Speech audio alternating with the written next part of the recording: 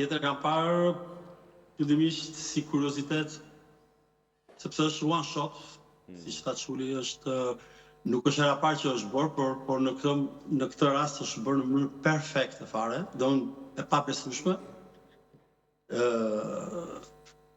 Absolutisht që ishte një radiografi e maskulinitetit toksik,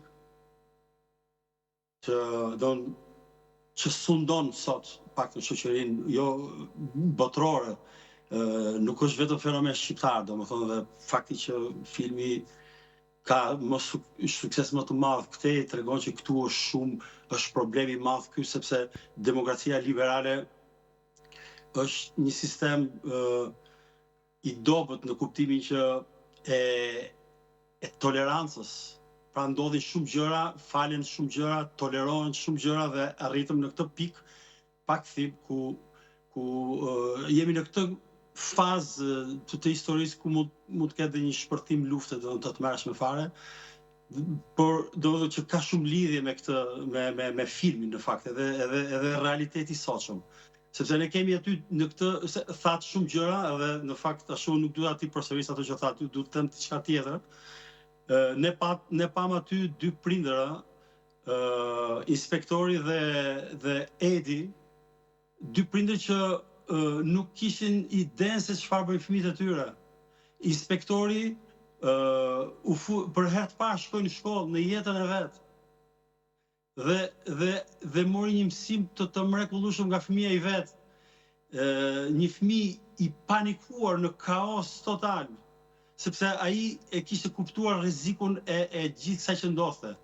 Dhe një fëmijë që i mësoi babait gjëra shumë bashkohore në lidhje me edukimin e fëmijës, me familjen, me shkollën, me edukimin, me gjitha, siç është fenomeni i manosferës. I tregoi babait vet çfarë do të thotë manosfera. Domethënë që është një lëvizje meshkujsh, burrash, nuk e di, që mbrojnë interesat e burrave në çdo aspekt, nuk mos futem ke kjo gjë, po që është deformuar pak nëpërmjet rrjeteve sociale, është keq kuptuar dhe është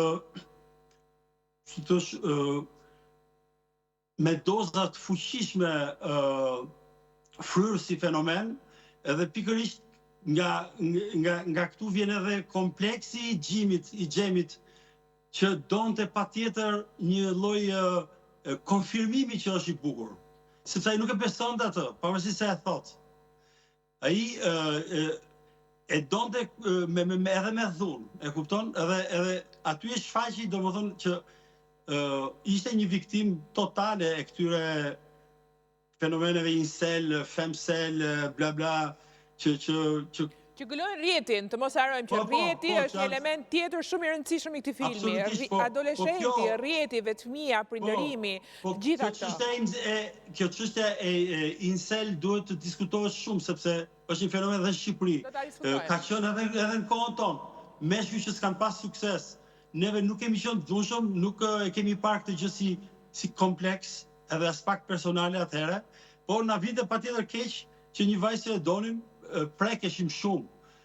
Mirë, por nuk kalonim dot as në idenë e asaj që superioriteti maskilinist, domethënë që si mund të kundërshtosh ti mua, bla bla.